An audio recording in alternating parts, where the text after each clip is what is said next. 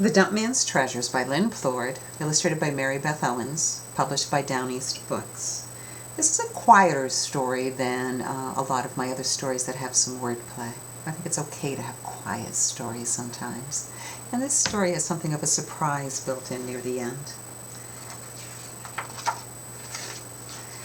When you have a chance to look at your copy of the book up close, I think you'll really enjoy Mary Beth Owens' illustrations. She went to a quote-unquote dump and did research to see what it would look like, and I love the details she has in it.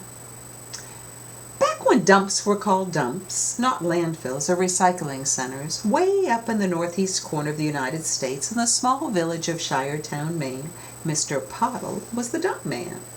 He certainly would answer if someone called him by his names, Bill or Mr. Puddle, but most folks just called him the dump man. He didn't mind. That was his job, and he loved it.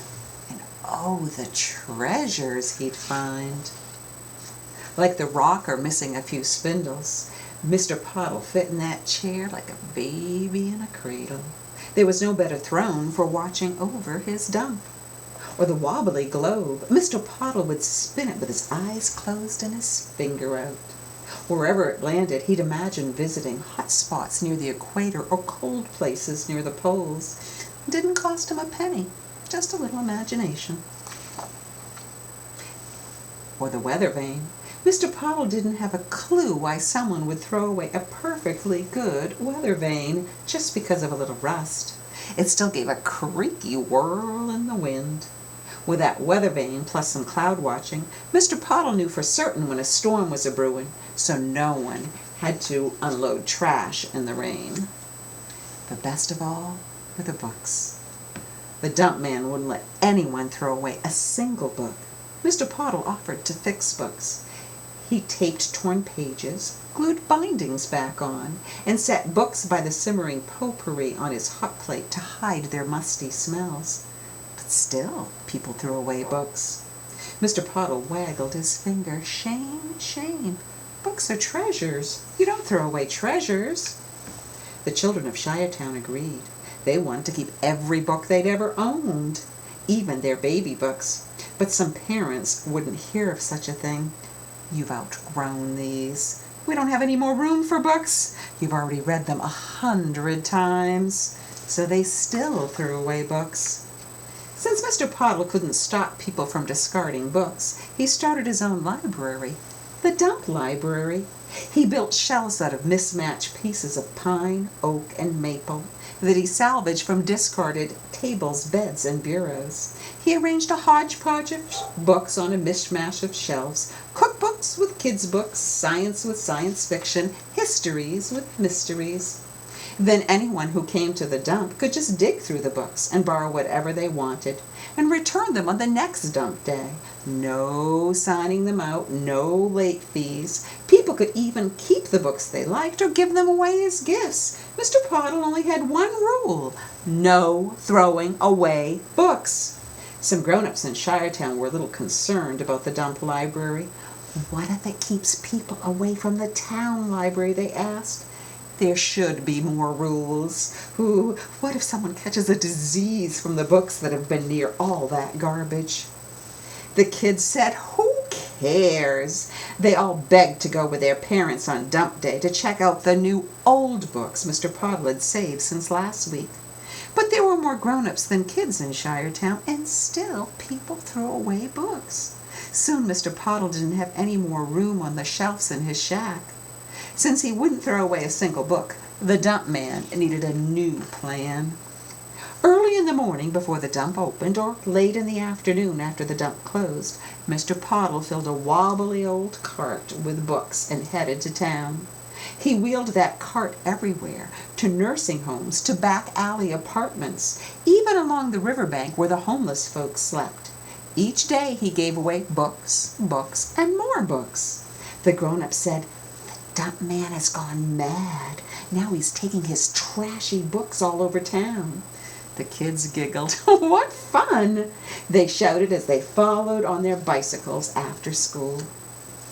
But early one Saturday morning, on the busiest dump day of the week, Mr. Puddle was nowhere to be found. cars and trucks were backed up at the gate. Horns blared and tempers flared. "Open the gate! We don't have all day! Hurry up! You're making us late for our other errands!" As the grown-ups shook their heads and honked their horns, the kids huddled and hatched a plan. "Something's wrong," they said. "Mr. Puddle's never late. We've got to find him. Hurry, everyone, grab your bikes and walk and look everywhere." The kids raced all over town searching. They checked the dump man's house, but no one answered their knocks, and the only movement they could see through the windows was his cat pacing back and forth on the rug by the front door. They looked behind the piles at the dump. Mounds and mounds of twisted metal, hunks of wood, and chunks of glass.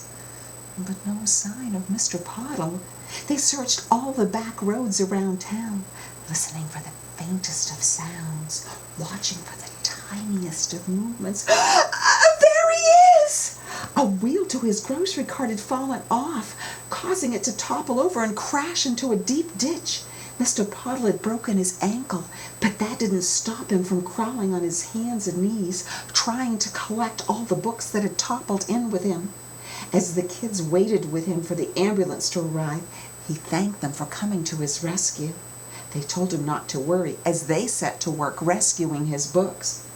Later that day, word spread around Shiretown that Mr. Puddle had to have surgery on his ankle and was under doctor's orders to stay home until it healed. After spending a few days in the hospital, Mr. Puddle hadn't been more than 5 minutes when there was a knock at the door, and another and another. Come in," he yelled. The grown-ups stepped in with armfuls of food. The kids stepped in with armfuls of books. "Thought you could use a little soup and some extra reading while you're laid up. Best meatloaf in town. Time for us to bring you books to read for a change." The dump man paused, then softly said, "Thank you, everyone." He sipped some soup, but didn't open any books. "Go ahead, enjoy the books, don't mind us." Another sip, and still Mr. Puddle didn't open any books. Everyone shifted and glanced at each other. "Sorry," the kids apologized. "Did we bring you the wrong books? We can go get different ones." Mr. Puddle shushed them. No, these are perfect. All books are perfect. It's just, well, I don't know how to read." The grown-ups coughed uncomfortably and wondered what to say, what to do next.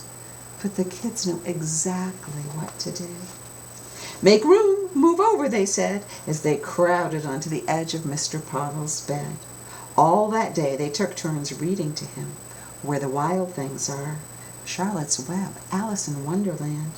They couldn't finish all the books in one day, so they returned, day after day, with book after book, reading to Mr. Puddle while he recovered.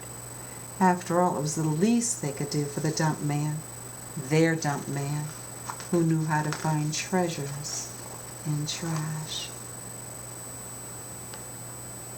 Thank you for joining me.